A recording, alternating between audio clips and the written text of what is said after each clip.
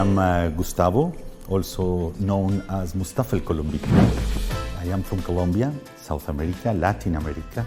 I'm here since 22 years ago. I came to the Kingdom of Saudi Arabia. I started my first 4 years of coming in the telecom business. I had a beautiful chance to live in all the kingdom around in a beautiful project to deploying the fiber optical. And here I am, 22 years later, still alive and happy. Initially, I got an offer from an Italian company to come here to work in the telecom field. It was an excellent, beautiful experience to meet the people, to travel around the kingdom. And after 4 or 5 years working with them, after the project has finished, most of the Colombians, we were here like 15 of us, and the Italians, they were trying to find another project. Most of them, they left. And me, myself, I decided to stay here with my family. I was here already. We found a beautiful place to live, and we started our own business here, trying to find a way to represent our country, Colombia, with our flag, which is the coffee.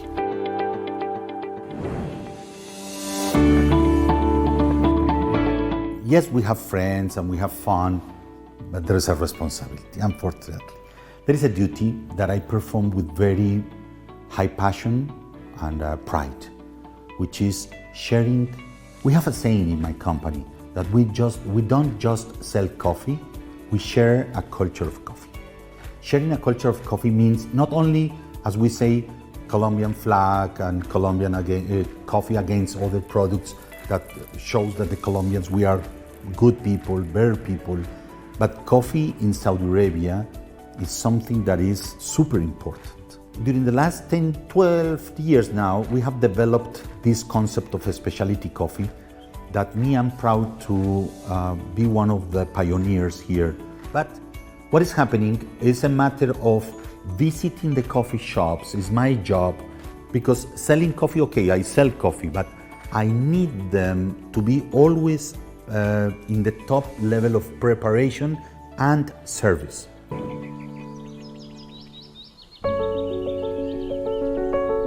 I love to be in gather. So that's why we were visiting my neighbor in the antique shop, Faisal Al-Sadawi. He's a host, he's an historian, he's a person where you can meet. Even myself, I found with him talking that connection from Latin America to Al-Andalus, and he from the Middle East and Mediterranean to Al-Andalus. Talking to him is a way of understanding that there are no borders. Talking to him in the history, and he has even pre-Hispanic pieces of art that belongs to my culture. I found them there, and he was smiling to me like, I know where they are coming from. 3,000 years ago. He has pieces of more than 3,000 years there in a cabinet, in a glass cabinet. It's a museum. But he himself is a museum. He himself is a live storyteller. So it's one of the... I have been there many times, but not many chances to meet him. And I was lucky that when we have the chance to be with you there, understanding that the importance of the history of this side of the world. There is something that it used to happen to me in my country. When they know I am in the Middle East, they ask me, say, why you went so far? And always I answer with a question, so far of what? So far of Miami, so far of New York, because there we are far away. Here we are in the center of the world. Here we are 6-7 hours of 80% of the population.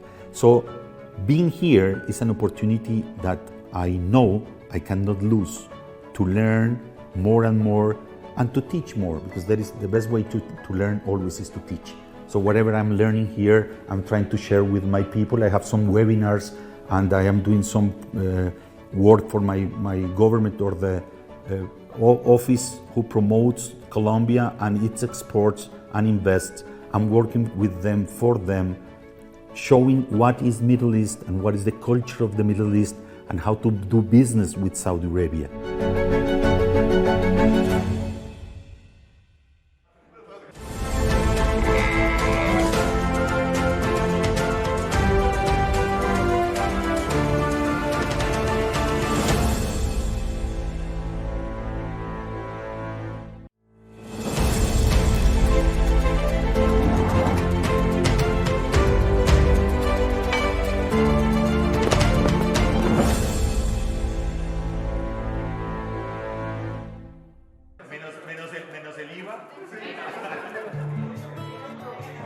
we end the day with a beautiful, beautiful gathering around a coffee. Actually, in Spanish, we have a word for that gathering of people around one topic, politic, artistic, even medicine, scientific. Gathering around the coffee, we call it tertulia. This tertulia that you have seen is, we were like 20 people of 90 or 100 Spanish speakers, Arabs and non-Arabs, native and non-native speakers. We gather every twice a week with a group with Mohammed Matham and Faisal Lauda. We have a group that is part of the Real Language Exchange that weekly we gather with Arabs, Saudi Arabs, Khaliji Gulf people, Jordanians, then we have Syrians, Egyptians, Moroccans, there is one Libyan, Tunisian, most of the Arabs that they speak our language, Spanish, and we gather tertulia. We do tertulia together with people from Spain, from Colombia, we have Mexicans, we have Brazilians, we have Chile, Argentina, Peru, Ecuador, most of the Latin America. Uruguay we have, Paraguay we have one, even French people who speak Spanish, and we gather around the topic of speaking Spanish, but the most important in interchange or exchanging of the culture, understanding each other, questioning sincerely, answering sincerely and honestly, laughing about the life. But why you Arabs do like this? No, we don't do. It's just the culture. No, it is just the modern. No, in the past we were doing. My grandfather was doing like this. What about you guys in South America, or how in Spain you do, or teaching them the difference, because they are difference between what we call the mother, which is Spain, and the kids, which is Latin America, that we speak the same language. More than 600 million people speaking Spanish around the world.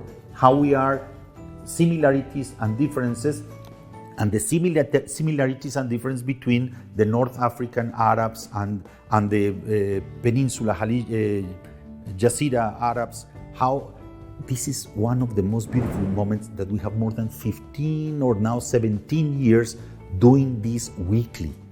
In some estirajas before, and now we do in the coffee shops, and once a month we do the Real Language Exchange, and it's a moment of honesty.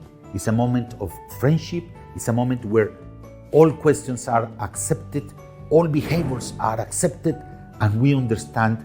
And it makes the life easier for us, the expats, and also for them, the Saudi Spanish speakers. They are understanding how to host us, but they never stop. And again, my word of diafa, the hospitality. We are the callers, but they are the host. They are hosting us in their country, but in our language. It's superb moment. I'm proud of that group. Salud, buen provecho.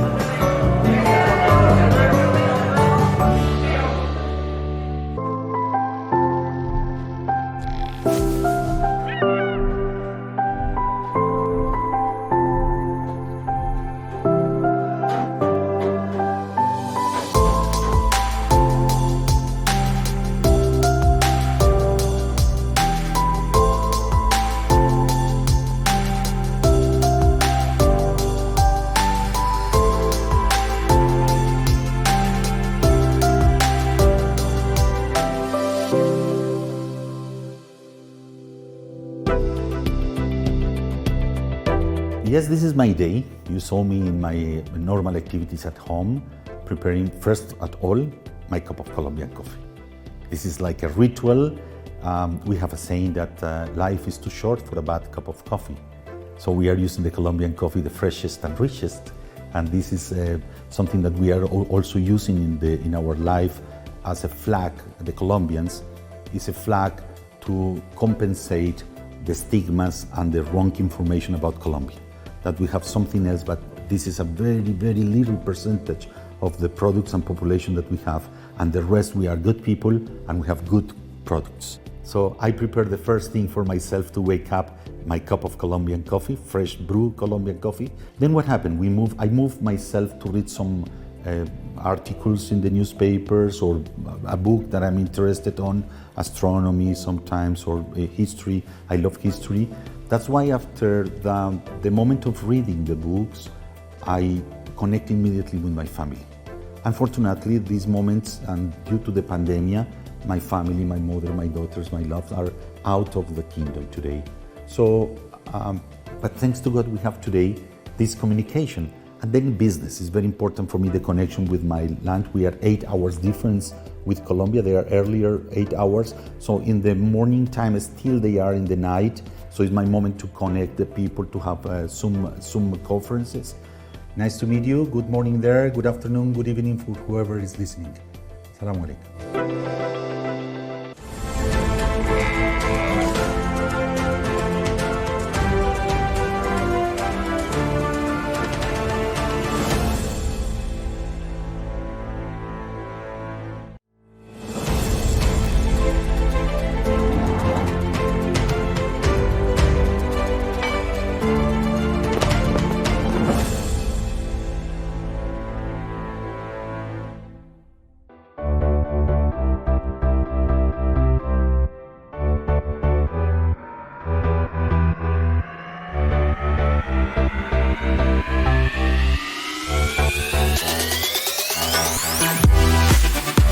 Traveling inside the kingdom was something that, coming from the West and coming from Latin America, where we have the rate of crime is a little high sometimes than we want to be, the safety of the kingdom on the road, on the nights, on the villages, how the people were welcoming you and were hosting you as part of their families.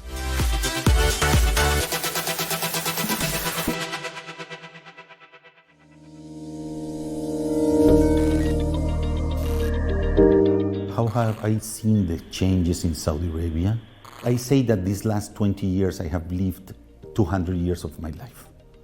200 years of a normal person in my southern western Latin America. I have lived here because we came with the fiber optical, where still the fiber optical, the connections and the internet was just coming with the dial-up. And suddenly we were deploying the fastest and the best system around the kingdom, protecting for the defense minister, but also for the minister of communication, and also for the minister of interior, and also for the telecom companies, and towers and towers and towers. And suddenly the 50 years of what our countries were trying to do step by step, here came in a very fast speed.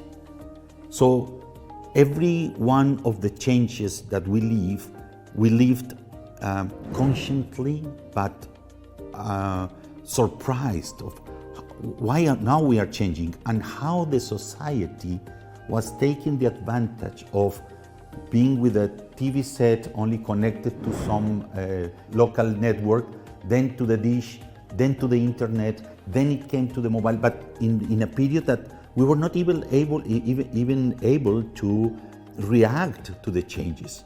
But not only as expats, but also the grandparents, the fathers, and the kids that started becoming adult. That was something in a speed that still is happening. Still is happening. But how the kingdom was ready to learn and to adapt, trying to keep its own culture. This is a fight that I love. Yes, they want the modernity.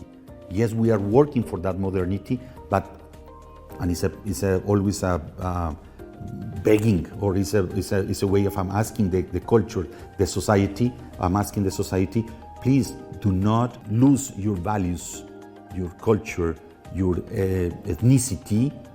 Use the modernity, but don't lose your ethnicity.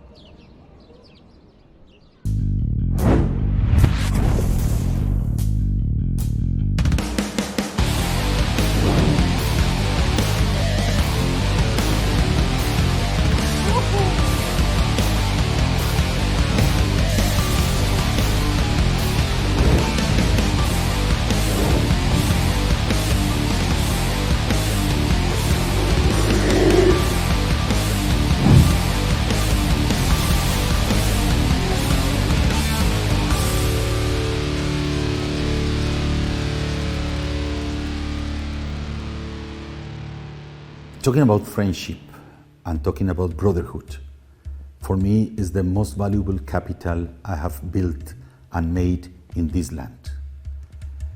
Friendship and brotherhood is something that not only I learn a new concept of friendship, where you have people, for example, today, we went to the desert, just a couple calls. Mohammed Mathem, he took me to Ali's place in the desert, and we were enjoying a beautiful moment around the most typical products that we can find in the desert, coffee and dates.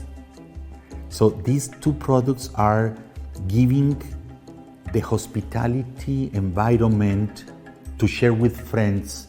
And I have been there with many expats, and how many people I have brought to this camp of Ali, showing Spaniards, British, Americans, South Americans, to show the friendship and how even the sunset comes to the desert, and how the fires join us, and how we are enjoying the sun in his car by the sand dunes, and the archery.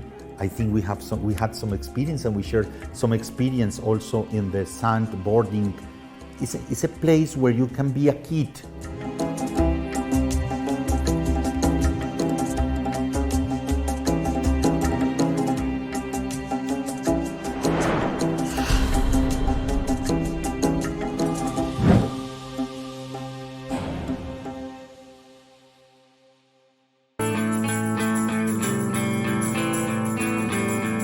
Every time I was coming to Riyadh, there was a new district, a new neighborhood, new roads.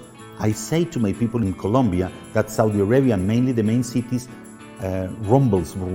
You can listen the progress, how the people. Now I get lost in Riyadh. I cannot find myself in Riyadh. Places where we were going to the desert to have a camping in Istiraha or these resting houses, today they are buildings and there's people living there. So we don't know where the Riyadh will go. I heard that the city is also planning to be one of those mega cities in the world with these stations, metros, and what is happening. But the most important is, what is the city offering today, not only to the inhabitants, but also for the cities around, and how the cities around are taking their own personality, but Riyadh is hosting them. But we have now cultural events for youngsters, for elder people, for more sophisticated people, for simple people. Now finally we have fair books. We have, last week we were in or in these days we were in the flamenco show. We have artists coming, artists in all the varieties. So it's finally getting a metropolitan style or sense that those seekers of cultural events, we are having finally an option. And I remember that used to happen with a British and Colombian group. The people will say, Saudi is nice, there is work, there is safety for our families, but we are missing the cultural events. Now is my time to say to my friends, because they left already, come back. We have now the cultural events, and the metro will be here. So Riyadh is becoming finally a metropolitan city in all the concepts. Unique experience in 22 years in Saudi Arabia. I cannot have a unique experience. I have a book of experiences. I will write a book. I'm willing to. And I have to follow my father and grandmother's skills of writing. Oh, I am writing in Arabic now, I think.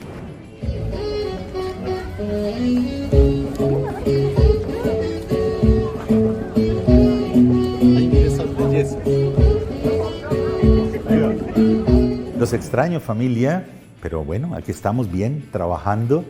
Es un momento muy lindo. Quiero agradecerles todo el apoyo que han tenido conmigo en estos años, porque no es fácil separarse de la familia, pero sabemos que es por el bienestar de todos. Así que los amo. Mamá, estoy triunfando.